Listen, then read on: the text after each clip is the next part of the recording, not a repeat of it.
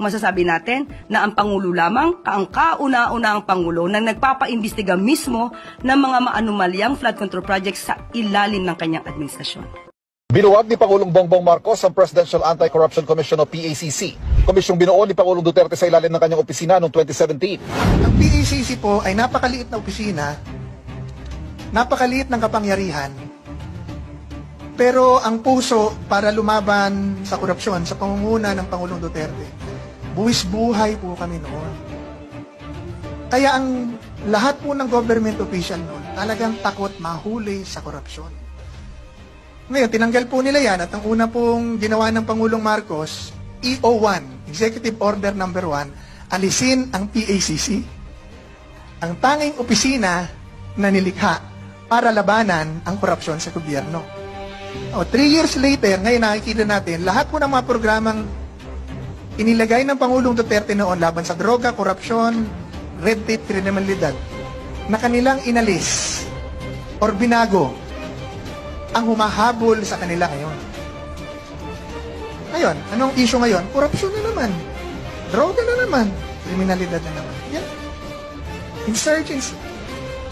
Lahat ng balikan. Dati, sabi nga ni General Esperon, paubos na ang mga komunista. Ngayon, buhay na naman ang mga komunista. Sino ang nagpapa-impeach kay VP Sara? Anak Pawis, anak bayan. Lahat ng anak. Anak ng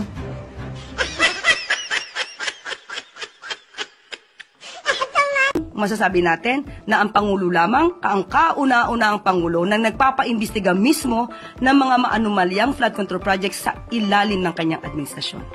Binuwag ni Pangulong Bongbong Marcos ang Presidential Anti-Corruption Commission o PACC. Komisyong binuo ni Pangulong Duterte sa ilalim ng kanyang opisina noong 2017.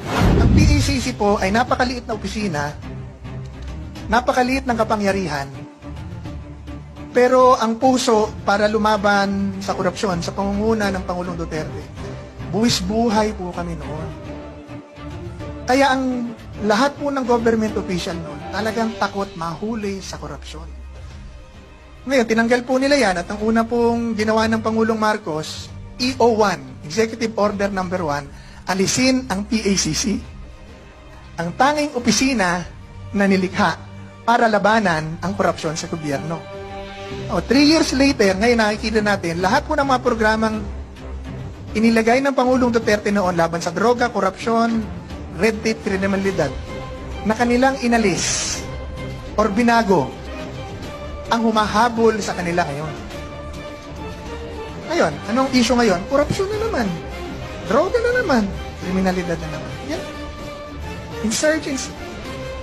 Lahat ng balikan. Dati, sabi nga ni General Esperon, paubos na ang mga komunista. Ngayon, buhay na naman ang mga komunista. Sino ang nagpapa-impeach kay VP Sara? Anak Pawis, anak bayan. Lahat ng anak. Anak ng